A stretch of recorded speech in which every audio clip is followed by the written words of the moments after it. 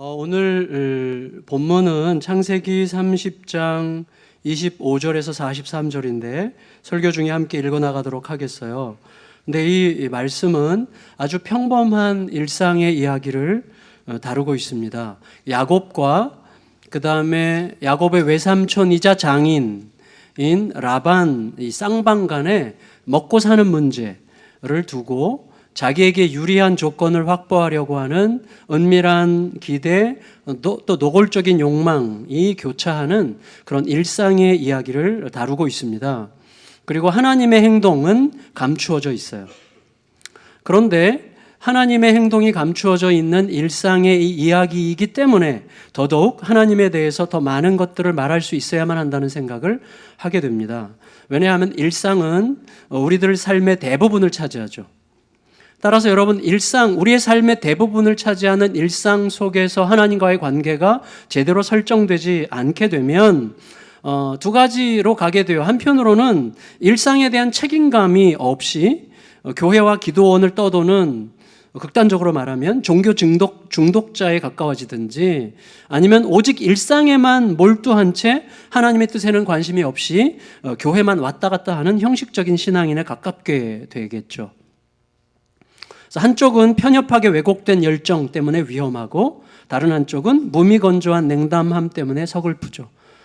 그러한 양극단에 빠지지 않도록 하기 위해서라도 일상에서 하나님과 생명의 소통을 하는 것에 관하여 여러분 깊이 고민해야 되죠. 루터는 이렇게 얘기했어요. 모든 그리스도인은 자기의 삶을 십자가에 달린 자로 살아간다, 이렇게 이야기를 했어요. 그때 교회에서는 이라는 단서를 붙이지 않았습니다. 모든 신자는 자기 삶을 십자가에 달린 자로 살아간다. 그래서 이분이 모든 그리스도인은 십자가에 달린 자다, 이런 식의 표현도 했는데, 종교개혁자들은요, 성도들이 살아가는 일상, 우리들의 일상 속에서 작동하는 신앙이 아니라면 그 신앙은 일상을 창조하신 통치자로부터 나온 신앙이 아니라는 거예요. 일상은 하나님의 창조죠. 그러니까 일상을 창조하신 통치자 하나님으로부터 나온 신앙이 아니에요. 우리가 일상에서 작동하는 신앙이 아니라면 어쩌면 우리의 종교적 가면이 만든 조작될 신앙일 가능성이 있다라고 생각을 했어요. 그게 종교개혁자들의 생각이었습니다. 여러분, 교회나 신학교나 기도원이나 이런 곳에서는 아침부터 저녁까지 어디서든 하나님의 이야기를 들을 수 있을 것입니다. 하지만 일상은 그렇지 못하죠. 정신없이 오가는 주부들의 부엌, 그리고 출퇴근 시간에 그 분주한 정류장, 길거리, 대형마트, 가장 많은 시간을 보내야 되는 학교나 여러분의 일터, 이런 데서는 거의 하나님에 대해서 언급할 기회가 없죠. 그리고 하나님에 대해서 생각할 겨를조차 없을 수 있습니다. 일상이라고 하는 것은 거의 하나님이 감추어져 있는 구역이다, 이렇게 말할 수 있을 것 같아요. 대신에 탐욕과 욕망과 경쟁과 다툼의 질서가 지배하는 세상이 일상이죠. 여러분, 그렇지만 그렇다고 해서 하나님이 교회나 신학교나 기도원에만 계시는 건 아니잖아요. 예, 하나님은 우리의 일상 모든 곳에서 모든 때에 모든 상황에 계신 거잖아요. 그리고 우리가 알고 있잖아요. 또 그렇게 고백하잖아요. 따라서 중요한 것은 일상에서도 하나님을 찾고, 일상에서도 자기를 내어주신 하나님의 사랑을 받은 그리스도인으로 살아가는 게 굉장히 중요하죠. 그리고 논리적으로 볼 때 교회나 신학교나 기도원보다도 일상에서 훨씬 더 하나님과의 친밀한 소통이 필요합니다. 훨씬 더. 그에 따라서 우리가 오늘 본문을 볼 때 이 지극히 평범한 일상을 다루고 있는 것 같아 보이는 오늘 본문을 하나님은 왜 성경에 이렇게 중요한 비중 있는 자리에 있게 하셨으며 오늘 우리에게 그 말씀을 왜 읽게 하시는가라는 관점을 가지고 애써서 일상 속에서 발견할 수 있는 하나님에 관하여 우리가 좀 생각해 보고 싶었습니다. 여러분, 일단 야곱은, 오늘 본문에 보면 야곱은 사랑하는 아내 라헬이 이제 첫 출산을 하게 되죠. 라헬이 첫 출산을 해서 요셉을 낳는데, 요셉을 낳자마자 오랫동안 기다려왔다는 듯이 삼촌으로부터 독립해야 되겠다는 독립 의지를 이렇게 표현합니다. 25절 26절 읽겠습니다. 창세기 30장 25절 26절 시작. 라헬이 요셉을 낳았을 때에 야곱이 라반에게 이르되 나를 보내어 내 고향 나의 땅으로 가게 하시되 내가 외삼촌에게 일하고 얻은 처자를 내게 주시어 나로 가게 하소서. 내가 외삼촌에게 한 일은 외삼촌이 아시나이다. 성도 여러분, 야곱은 아마도 틀림없이 내가 언제 이 외삼촌 혹은 또 외삼촌이자 장인인 이 집을 떠나서 독립할 것인가, 이걸 아마 오랫동안 고민했을 것입니다. 왜냐하면 이 외삼촌이자 장인인 이 라반의 집은 처음부터 신뢰할 수 없는 곳이었어요. 처음부터 야곱을 속여 먹었어요. 그리고 시간이 갈수록 더 오래 머무르면 안 되는 곳인 게 너무나 분명해졌는데, 그 집에서 최소한 14년 이상 뼈 빠지게 일한 지금 야곱은 여전히 빈털털이었어요. 그게 그 증거예요. 14년 동안 그렇게 열심히 일했는데 14년이 지난 지금 야곱은 완전히 빈털털이라는 사실을 발견했어요. 그 집에 더 이상 머무를 수 있는 이유가 한 개도 없는 거죠. 여러분, 나중에 이제 31장에 가면 야곱의 두 아내 라헬과 레아가 이렇게 얘기하는데 한번 같이 읽겠습니다. 31장 14절 15절 여기 자막 보면서 시작. 라헬과 레아가 그에게 대답하여 이르되 우리가 우리 아버지 집에서 무슨 분깃이나 유산이 있으리요? 아버지가 우리를 팔고 우리의 돈을 다 먹어버렸으니 아버지가 우리를 외국인처럼 여기는 것이 아닌가. 여러분, 딸들이 이렇게 말할 정도라면 아버지 라반, 야곱의 외삼촌인 라반의 인색함과 욕심이 어땠을지 상상하고도 남죠. 야곱의 14년간의 노동은 오롯이 두 아내를 위한 지참금이었어요. 지참금은 원래 아내들이 가지고 남편이 죽을 경우에 자기 생활비로 써야 되는데 사실은 그 모든 지참금을 아버지 라반이 다 삼켜버렸어요. 안 내주는 거예요. 그리고 빈손이에요 지금. 야곱은 라반의 불신실함을 너무 마음에 뼈저리게 새기고 있어요. 그래서 31장 41절에서는 이런 식으로 이야기하고 있습니다. 31장 41절 읽습니다. 시작. 내가 외삼촌의 집에 있는 이 20년 동안 외삼촌의 두 딸을 위하여 14년, 외삼촌의 양떼를 위하여 6년을 외삼촌에게 봉사하였거니와 외삼촌께서 내 품삯을 10번이나 바꾸셨으며. 외삼촌은 진짜 믿을 수 없는 사람이에요. 이런 식으로 얘기하는 거죠. 여러분, 이런 분위기에서 그 집에 더 머무르는 것은 완전히 불가능했을 것입니다. 야곱은 다른 어떤 조건을 달 필요도 없이 일단 떠나야 되겠다고 생각했던 것 같아요. 아니면 이렇게 생각하실 수 있어요. 야곱이 똑똑하니까 자기의 노동력, 자기의 노동의 유용성을 자기 외삼촌, 삼촌 라반도 충분히 알고 있었을 것이기 때문에 일단 내가 떠나겠다고 하면 아마도 품삯에 관한 논의가 시작되지 않을까. 여태까지 한 푼도 안 줬는데 그래도 품삯을 얘기할 수 있을 만큼 나의 노동력의 유용성을 그분이 알고 있지 않을까라고 지금 생각했을 것 같아요. 그래서 어쨌거나 일단 떠나겠다고 이야기를 했습니다. 야곱에게는요, 자기가 돌아갈 곳이 어디일지 또 자기가 누구와 함께 가야 되는지를 선명하게 알고 있었어요, 야곱은. 그리고 지금 내가 떠나가더라도 장인에게 갚아야 될 빚은 일체 없다는 사실을 내가 자신 있게 주장할 만큼 그동안 최선을 다해서 성실하게 살아왔어요. 그게 야곱이었어요. 어쨌거나 사랑하는 아내 라헬의 출산은 야곱에게는 떠남의 신호였습니다. 어쩌면 그게 라헬을 빌미로 자기를 속여먹은 외삼촌 장인 라반의 야비함에 대한 가장 합당할 대답일 거라고 생각했을 것 같아요. 무슨 말인가 하면 라헬의 첫 출산이라는 건 뭐죠? 야곱이 그곳 메소포타미아 하란에 야곱이 온 애초의 목적이죠. 라헬과 결혼해서 아이를 낳는 거죠. 다음 세대를 이어가는 거죠. 그러니까 라헬의 첫 출산은 야곱이 그곳에 온 최초의 목적이 달성되었다는 상징이기 때문에 라헬이 아이를 낳는 순간 떠나야 되겠다라는 생각을 하는 사인으로 받게 됐다고 할 수 있습니다. 하지만 적어도 생각해 보세요. 여러분, 우리들이 두 아내의 자식이 12명이고 그래서 나까지 15명인데 15명의 가족이 빈털터리로 아무것도 없이 떠난다고 할 때 그것은 보통 일이 아니죠. 만일에 이게 가능하려면 빈털터리로 그 15명의 대식구가 떠나려고 한다면 거기에는 두 가지 조건이 있어야 되죠. 뭐냐면 앞뒤 가릴 것 없이 정말 판단이 안 설 만큼의 엄청난 분노가 나를 사로잡든지, 아니면 15가정이 빈털터리로 떠나도 괜찮을 만큼의 강력한 감동과 하나님의 이끄심이 느껴졌든지, 둘 중에 하나여야만 이 상황에서 떠날 수 있게 되는 것이죠. 그런데 야곱이 떠나는 걸 가만히 보면, 그리고 이후에 야곱이 하는 말들을 가만히 들여다보면 야곱을 결정적으로 움직인 힘은 분노는 아니었던 게 분명해요. 신앙적 결단이었을 가능성이 훨씬 많습니다. 야곱이 꽤 큰 손해를 감수하면서 큰 손해를 감수할 각오로 또다시 장인 라반과의 위험한 거래에 뛰어드는 모험을 감행하기로 결정하거든요. 그러니까 뭔가 신앙적 흐름이 있었던 것 같아요. 무엇보다도 야곱과 장인 라반 사이의 대화는 하나님께서 그들 사이에 일하고 계시다고 하는 것을 그들이 인정하는 분위기 속에서 출발합니다. 27절, 28절 읽겠습니다. 30장 27절, 28절 시작. 라반이 그에게 이르되 여호와께서 너로 말미암아 내게 복 주신 줄을 내가 깨달았노니 내가 나를 사랑스럽게 여기거든 그대로 있으라. 또 이르되 내 품삯을 정하라. 내가 그것을 주리라. 여러분, 하나님에 대해서 먼저 언급한 자는 라반이에요. 지금 야곱의 예측이 맞아 들어갔는데 라반이 갑자기 저자세가 돼요. 라반은 야곱이 오기 전과 후가 확연하게 다르다는 것을 알았어요. 그 인정합니다. 그리고 너가 옴으로써 내 생활 형편이 엄청나게 확연하게 달라지고 부유해졌다고 하는 사실을 인정해요. 그리고 그 결정적인 원인이 야곱과 함께 하시는 하나님 때문이었다는 사실을 인정합니다. 근데 물론 이게 라반의 종교적 인사치레였을 가능성도 있어요. 그렇지만 적어도 이건 무엇과 짝을 이루고 있어요? 훗날 야곱의 아들 요셉과 짝을 이루고 있죠. 보디발, 바로의 시위대장 보디발이 요셉을 통해서 발견했던 것과 짝을 딱 이루고 있죠.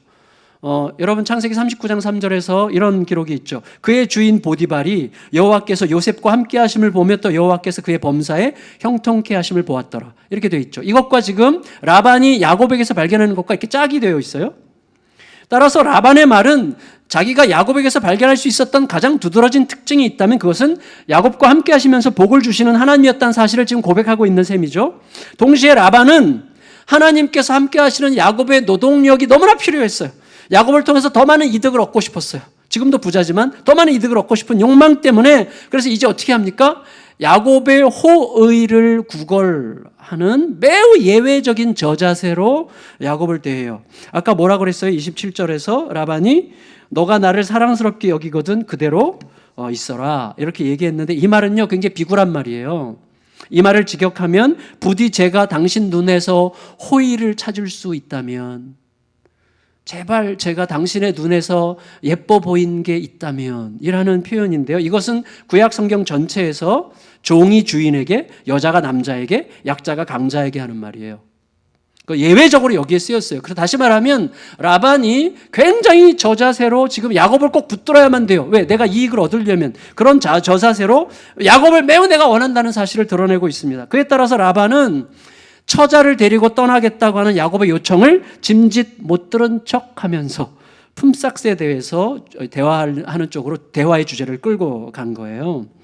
그때 야곱은 이제 자기의 자리가 좀 더 우위를 점한 자리에서 자기가 평소에 마음에 담아두고 하고 싶었던 이야기를 이제 하는 거죠. 29절 30절 읽겠습니다.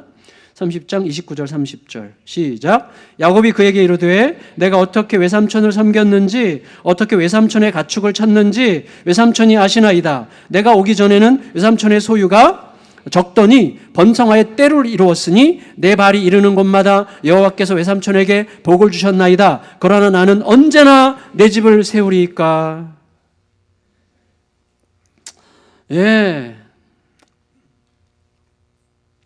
그동안 자신이 성실을 다해서 헌신했지만 그 모든 노동의 근거가 결국 하나님이 주시는 힘이었음을 고백하고 있어요. 그렇지만 야곱이 정작 말하고 싶었던 건 뭐예요? 외삼촌은 그 사실을 말로는 인정하고 있지만 하나님이 다 축복하셨다는 것을 말로는 인정하고 있지만 실제로 인정하고 있지 않잖아요 라는 것을 고발하는 게 야곱이 말하고자 하는 거죠. 여러분, 하나님이 야곱 자신을 통해서 주신 축복을 장인이 혼자 다 삼켜버렸어요. 꿀꺽 삼키고 입을 싹 씻어버렸어요. 그리고 여전히 14년 동안 뼈 빠지게 일한 야곱 자신은 빈털털이었다는 사실을 확인시켜 주려고 하는 것이죠. 이 대목에서 굉장히 특별한 게 있어요. 뭐냐면 야곱이 자기 장인을 한 번도 장인이라고 부르지 않습니다. 계속해서 외삼촌이라고 불러요. 외삼촌을 통해서 외삼촌 집에 외삼촌 계속 외삼촌이에요. 근데 사실은 장인이잖아요. 저는 25살 2월 21일에 결혼했습니다. 한국 나이 25살 2월 21일. 정신 연령에 따라 결혼했기 때문에 저는 아무 문제가 없다고 생각하는데 근데 제가 1년 만에 첫 아이를 낳고는 엄청나게 후회했어요. 첫 아이를 낳고 제가 엄청나게 자책을 했어요. 제가 아이를, 그 어린애를, 돌 좀 지난 어린애를 제가 패더라고요. 여러분, 여러분의 담임 목사가 그런 사람입니다. 너무 저를 믿을 필요가 없어요. 제가 얼마나 자책을 많이 했는지 몰라요. 막 이런 거죠. 제가 스스로 자책한 이유는 뭐냐면 내가 아빠가 아니구나, 삼촌이구나, 이거였어요. 내가 아빠가 아니라 삼촌인 것 같은 느낌이 드는 거예요. 여러분, 아빠는 뭐예요? 아빠는 품고 용납하고 내어주고 희생해요. 근데 삼촌은 자기가 괜찮을 것 같은 때만 잘해주고 막 짜증나고 엄청 힘들면 막 패고 버릴 수 있죠. 저는 무자격자였어요. 제가 엄청 때릴 때 다행인 것은 저희 딸이 그때를 기억을 잘 못해. 너무 어려가지고. 그래도 제가 상기시켜주면서 아빠가 널 엄청 때렸었어라고 몇 번 사과를 한 적이 있는데, 그래서 딸이 기억 안 난다고 그래서 너무 고마웠어요. 근데 여러분, 따라서 지금 야곱은 라반에게 이렇게 얘기하고 있는 거예요. 당신은 내 삼촌일지 모르지만 내 아버지, 장인이 아버지잖아요. 내 아버지는 아닙니다. 계속해서 라반을 외삼촌이라고만 불러요. 절대 장인이라고 부르지 않습니다. 여러분, 그에 따라서 야곱은 자신이 제안하려고 하는 이 거래의 조건을 외삼촌 라반이 결코 거절할 수 없도록 미리 단도리를 치는 것 같이 얘기를 해요. 31절에서 33절 읽겠습니다. 30장 31절에서 33절 시작. 라반이 이르되 내가 무엇으로 내게 아무것도 주시지 않아도 나를 위하여 이 일을 행하시면 내가 다시 외삼촌의 양떼를 먹이고 지키리이다. 오늘 내가 외삼촌의 양떼에 두루 다니며 그 양 중에 아롱진 것과 점 있는 것과 검은 것을 가려내며 또 염소 중에 점 있는 것과 아롱진 것을 가려내리니 이 같은 것이 내 품삯이 되리이다. 후일에 외삼촌께서 오셔서 내 품삯을 조사하실 때에 나의 의가 내 대답이 되리이다. 내게 혹시 염소 중 아롱지지 아니한 것이나 점이 없는 것이나 양 중에 검지 아니한 것이 있거든 다 도둑질한 것으로 인정하소서. 여러분, 자, 이 팔레스타인을 중심으로, 지중해를 중심으로 팔레스타인이나 지중해 연안의 모든 땅의 특징은 양은 보통 하얀색 단색이에요. 그리고 염소도 검은색 단색이에요. 다 단색이 대다수입니다. 따라서 아롱지고 점이 있는 이 다색의 잡종들은 그야말로 특이하고 비정상적인 거라는 거예요. 그런데 야곱은 오직 그런 예외적인 것, 아주 소수고 비정상적이고 예외적인 그런 것들만 자기 재산으로 삼겠다고 요청을 했어요. 따라서 더 나아가서 야곱이 거기에 덧붙이고 있는 말들은 이런 식으로 우리가 이해할 수 있는 말인데 이런 거예요. 좀 아까 우리가 읽은 말씀인데, 제가 비록 아버지와 형을 속이고 장자권을 훔친 전력이 있긴 하지만 그간 외삼촌이 제가 얼마나 성실하고 정직하게 일하는 것을 보셨다면 바로 그것이 내가 삼촌에게 할 수 있는 나의 대답입니다. 뭐라 그래? 나의 의가 나의 대답이 되리니 그랬어요. 이 말은 뭐죠? 나는 다시는 그 어떤 것도 훔칠 생각이 없습니다. 내가 얼마나 성실하고 정직하게 일할 것인지 그것이 내가 할 수 있는 대답입니다. 이렇게 얘기한 거죠. 다시 말하면 손해보는 방식으로 자기 몫을 구하는 이상한 제안을 하는 거예요. 손해볼 수 있는 방식으로 내 몫을 구하는 이상한 제안을 하고 있어요, 야곱이. 여러분, 야곱이 지금 변하고 있는 게 틀림없어요. 14년간의 깊은 고난의 시간을 통해서 뭔가 변하고 있어요, 야곱이. 계산적인 야곱이 변하고 있어요. 이거는요, 하나님에 대한 확고한 신뢰와 하나님의 기적을 소망하지 않는다면 결코 할 수 없는 제안이었다고 생각합니다. 우리가 뭔가 예민하게 거래가 오고 갈 때 우리가 얼마나 긴장해요. 조금이라도 손해를 덜 보려고 얼마나 막 예민해집니까? 이렇게 여기서 막 그때 막 엄청 똑똑해지잖아요. 근데 지금 야곱이 굉장히 이상한 제안을 하고 있어요. 여러분, 야곱이 제안하는 핵심은 라반이 더 이상 자기에게는 어떤 종류의 생색도 낼 수 없게 하겠다는 거였어요. 누군가가 이 거래와 이 거래에 의한 결과에 대해서 누군가가 생색을 낼 자격이 있다면 그것은 오직 하나님 몫이라는 것을 확인할 수 있는 방식으로 하겠다고 지금 제안하고 있는 것입니다. 라반이 언급한 하나님이 복 주셨다는 고백대로 오직 하나님이 주시는 방식으로, 하나님이 주시지 않으려고 한다면 얼마든지 주시지 않을 수 있는 방식으로, 내 몫으로 챙길 다색 잡종의 양과 염소가 나올 가능성이 최소한인, 거의 없는 조건으로 오직 흰 양과 검은 염소만 가지고 목축을 하겠다고 제안하는 거예요. 만일에 현실적으로 가능성이 훨씬 적은 불리한 조건에서 이루어지는 일이라면 그 일에 대해서 삼촌이 아무런 시비를 걸 수 없을 뿐만 아니라 누구든지 그 일이 오직 하나님으로부터 말미암은 거라는 사실을 인정할 수밖에 없다는 것을 알도록 내가 하겠다라고 지금 제안하고 있는 것입니다. 그래서 훗날에 만에 하나 내 몫으로 챙긴 것들 중에 단색으로 된 흰 양이나 검은 염소가 섞여 있다면 그 모든 것들은 내가 도둑질한 셈이므로 몇 배로 갚아주겠다고 지금 약속하고 있는 거예요. 다시 말하면 오직 외삼촌 라반에게만 절대적으로 유리한 제안을 하고 있는 거예요. 라반이 낼름 받을 수 있도록. 이게 야곱의 꼼수였을까요? 하나님에 대한 믿음이었을까요? 저는 판단하기 어렵다고 생각합니다. 그렇지만 우리가 이 맥락 속에서 명백하게 알 수 있는 것은 뭐예요? 아무것도 보장된 것이 없는 모험이죠. 어떤 결과가 나올지 진짜 모르죠. 모험이에요. 그리고 실패해서 적게 가지고 내가 실패해서 조금만 가지고 떠난다고 할지라도 일단 떠날 수만 있다면 관계없다고 생각했을 때만 할 수 있는 제안을 지금 하고 있는 거죠. 그런 의미에서 하나님을 신뢰하고 하나님께 맡기려고 하는 야곱의 마음이 느껴지는 거예요. 야곱의 마음 속에 믿음이 전혀 없이는 절대 할 수 없는 제안을 하고 있어요. 그러니까 뭔가 믿음이 흘러 들어가고 있고 믿음을 쫓아가려는 야곱의 마음이 느껴지는 부분이라고 생각합니다. 그러니까 삼촌 라반은 그야말로 얼씨구나였겠죠. 얼씨구나. 야곱의 제안을 조건 없이 즉시 받아들여요. 그러는데 이 라반은 정말 참 인간이 참 이런 인간들 있죠. 여러분 직장에 정말 너무 야박하고 너무 얄팍하고 지금 떠올려 보세요. 지금 속으로 잠깐만 미워해 주세요. 주님께서 용서하실 거예요.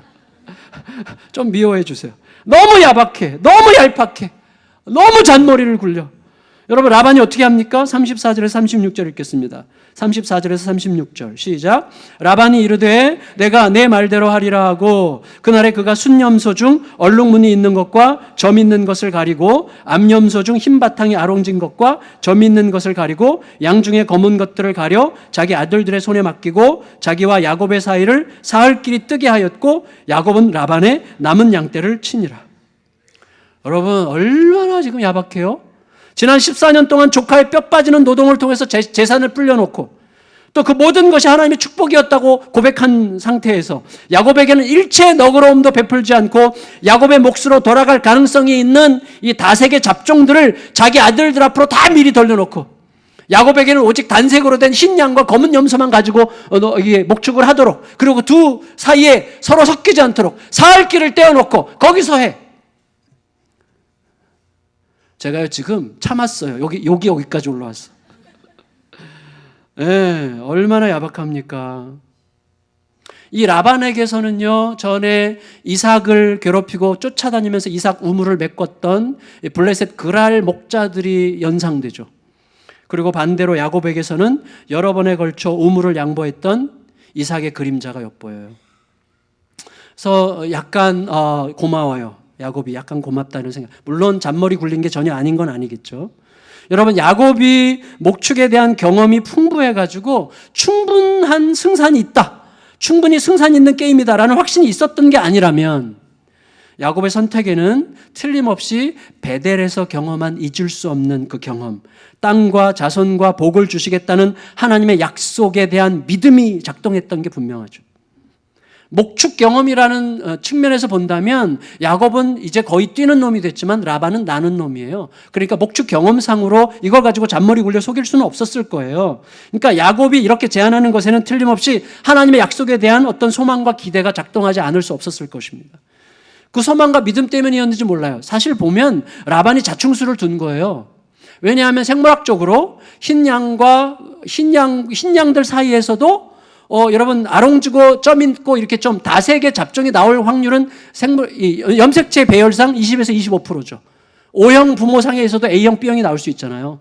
그러니까 20에서 25%란 말이죠. 그런데 사흘길을 떼어넣어서 더 이상 근접할 수 없게 했기 때문에 야곱이 마음껏 잡종 교배를 마음껏 할 수 있도록 허락한 셈이 됐기 때문에 라반의 자충수가 된 거예요. 잔머리 굴린 자충수.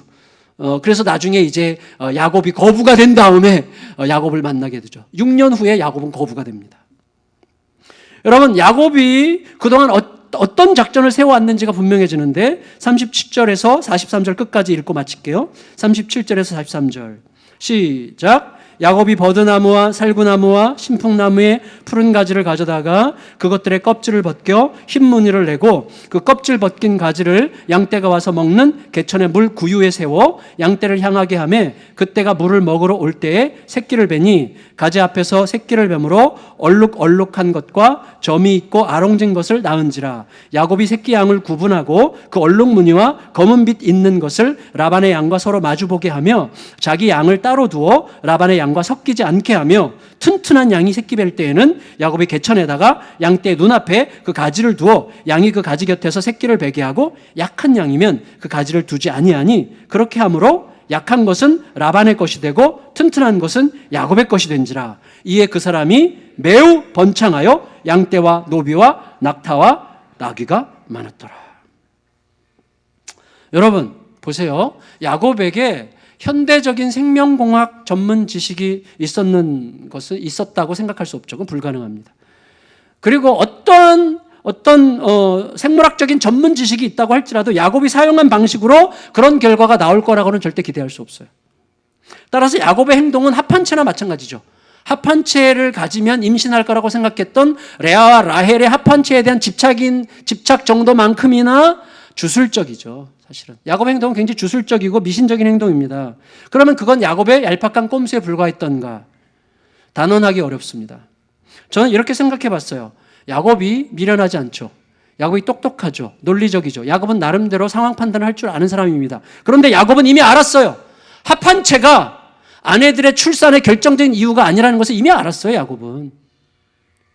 그리고 아내들이 출산하는 그 오랜 세월 동안에 생명을 낳는 것이 우리들의 어떤 조작과 우리들의 어떤 노력 때문이 아니라 전적으로 하나님의 손길에 의해서 하나님의 여심에 의한 사건이라는 사실을 야곱은 누구보다 잘 알고 있었죠. 그 모든 세월이었어요. 그래서 그 모든 세월을 알고 있는 야곱이 뒤에 가서 거부가 됐을 때 야곱을 질투하고 시기하면서 시비를 걸어오는 자기의 처남들에게 이런 식으로 이야기를 하게 된 거예요. 31장 미리 땡겨서 읽어보겠습니다. 31장 6절에서 13절 읽겠습니다. 좀 긴데 읽겠습니다. 31장 6절에서 12절까지 읽겠습니다. 시작. 그대들도 알거니와 내가 힘을 다하여 그대들의 아버지를 섬겼거늘 그대들의 아버지가 나를 속여 품삯을 10번이나 변경하였느니라. 그러나 하나님이 그를 막으사 나를 해치지 못하게 하셨으며 그가 이르기를 점 있는 것이 내 삭시 되리라 하면 온 양떼가 낳은 것이 점 있는 것이요 또 얼룩무늬 있는 것이 내 삭시 되리라 하면 온 양떼가 낳은 것이 얼룩무늬 있는 것이니 하나님이 이같이 그대들의 아버지의 가축을 빼앗아 내게 주셨느니라. 그 양떼가 새끼 뵐 때에 내가 꿈에 눈을 들어보니 양떼를 탄 순양은 다 얼룩무늬 있는 점과 점 있는 것과 아롱진 것이었더라. 꿈에 하나님의 사자가 내게 말씀하시기를 야곱아 하시기로 내가 대답하기를 여기 있나이다 하매 이르시되 내 눈을 들어보라. 양떼를 탄 순양은 다 얼룩무늬 있는 것, 점 있는 것과 아롱진 것이니라. 라반이 내게 행한 모든 것을 내가 보았노라. 아멘. 이게 야곱의 고백이에요. 여러분 결국 야곱은 이렇게 정리할 수 있어요. 야곱은 그런 주술적인 방법을 통해서만 하나님께서 기적 같은 일들을 이루실 거라고 생각했다기보다는 하나님께서 이미 주신 복 주시겠다는 베델의 약속에 걸맞는 헌신의 행동으로 그런 몸짓을 했던 거라고 이해할 수가 있습니다. 여러분 우리가 어쨌거나 야곱을 무리하게 변호할 필요는 없을 것 같아요. 야곱을 무리하게 변호할 필요는 없어요. 그러나 분명한 건 뭐죠? 야곱을 근본적으로 움직인 힘이 결국은 술수가 아니라 하나님의 신실하신 약속이었을 수 있다는 사실은 밝혀져야 될 것 같습니다. 여러분 야곱은 오늘 훗날의 요셉을 미리 보여주고 있어요. 훗날의 요셉처럼 라반과 그의 모든 가족들 앞에서 야곱 자신이 복을 끌고 다니는 사람이라는 사실을 입증해요. 하지만 그 복은 우리가 알듯이 요셉이나 야곱 안에 있는 어떤 두드러진 요소, 남다른 요소, 일이 되게끔 하는 어떤 그들의 특별한 스페셜한 어떤 면 때문에 그렇게 된 게 아니라 하나님 때문에 그렇게 된 거죠. 물론 여러분 그들에게 남다른 면이 있었을 거예요. 아주 특별한 면이 있었을 거예요. 그렇지만 그것도 하나님이 주신 거죠. 그것도 하나님이 주신 겁니다. 더구나 하나님께서 그들의 남다른 면을 사용하신 이유와 목적이 뭐예요? 그들을 잘 먹고 잘 살도록 하시려는 게 아니죠. 물론 잘 먹고 잘 살았지만 그것보다는 하나님께서 요셉을 복되게 하신 게 뭐예요? 요셉을 통하여 야곱의 12아들들과 그 자손들이 애굽이라고 하는 이 인큐베이터 안에서 번성해서 한 큰 민족을 이루도록 하기 위해서 요셉을 복되게 하신 거죠. 우리가 알고 있잖아요. 마찬가지로 오늘 하나님께서 야곱을 복되게 하시는 것은 아브라함과 이삭에게 주셨던 약속, 그리고 베델에서 야곱에게 주셨던 약속에 따라서 이스라엘 민족 구성을 위한 최초의 기초 인자를 마련하시기 위한 과정이었어요. 결국 이 모든 과정은 이스라엘이라고 하는 나라의 형성과 출애굽이라고 하는 역사적 거사와 가나안 땅에 세워질 하나님 백성의 나라를 세우기 위한 하나님의 매우 정밀한 포석 가운데 오늘의 사건이 있는 거죠. 그리고 여기 있는 우리 모두도 내 삶이 지극히 평범해 보일지라도, 내 삶이 지금 고난 속에 있는 것 같을지라도, 내 삶이 지금 애매모호할지라도, 아니면 잘 나가는 것 같을지라도, 어떤 경우에도 상관없이 그 모든 삶이 성공적이면 성공적인 대로, 실패한 것 같은 경우에도 실패한 대로 우리가 하나님과 살아있는 생명의 관계를 이루고 있다면 하나님이 이루시는 더 큰 역사의 어떤 한 지점을 내가 지금 통과하고 있다는 사실을 잊지 않아야 됩니다. 여러분, 그걸 믿으시기를 바라요. 그 믿음이 오늘 우리를 살게 하는 거예요. 여러분, 우리가 어떤 경우에도 하나님과의 살아있는 생명의 관계를 이루고 있다면 우리의 삶에서 지금 거쳐가는, 우리가 통과하고 있는 모든 일상들은 그것을 통해서 더 크고 소중한 하나님의 뜻을 이루어가기 위한 필연적인 과정이었다는 사실이 드러나게 될 것입니다. 그리고 그 사실이 내 안에 명백해지면 우리로 하여금 오늘 내가 통과하고 있는 일상을 훨씬 더 의미 깊게 잘 통과할 수 있게 하는 능력이 되는 거예요. 그 은혜를 하나님으로부터 힘입으시기를 축복해요. 이제 야곱은 외삼촌의 집 메소포타미아를 떠나서 약속의 땅 베델을 향해 갈 준비가 됐습니다.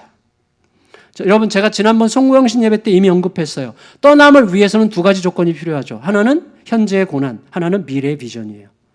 모든 게 다 그래요. 이스라엘이 출애굽하려고 하면 애굽 사람들의 핍박이 있었고 모세의 가나안 비전이 있어야 돼요. 두 가지가 항상 있어요. 그게 작동하는 거예요. 메소포타미아는 야곱에게 고난의 땅이었어요.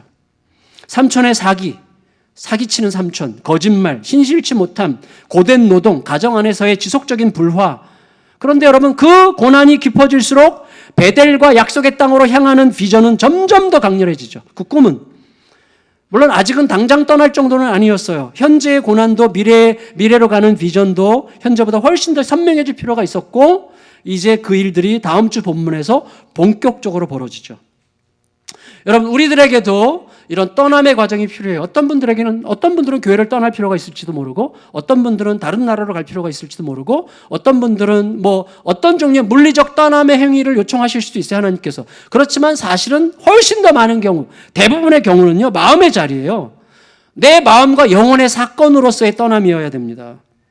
무슨 말인가 하면, 여러분 스스로 생각할 때 내 지금 마음의 자리가, 내 삶의 형편이 뭔가 찝찝해요, 뭔가 삐걱거려요, 이게 아닌데 라고 느끼고 있는데, 그럼에도 불구하고 당장 별일이 없고 덜 불편하고 하기 때문에, 당장 다급하지 않기 때문에 여전히 머물러 있는 삶의 자리를 떠나지 않으려고 한다면, 내 마음의 자리, 내 영혼의 자리, 여러분 빠져나오기 거의 불가능할 정도로 너무 깊숙하게 길들여지기 전에 하나님이 주신 말씀의 자리, 말씀이 약속하시는 그 자리, 그 자리로 이동하는 마음의 사건과 영혼의 사건이 지속적으로 일어나야 돼요. 십자가가 이기게 하는 사건이 우리의 삶에서 지속적으로 일어나야 됩니다. 일상 속에서.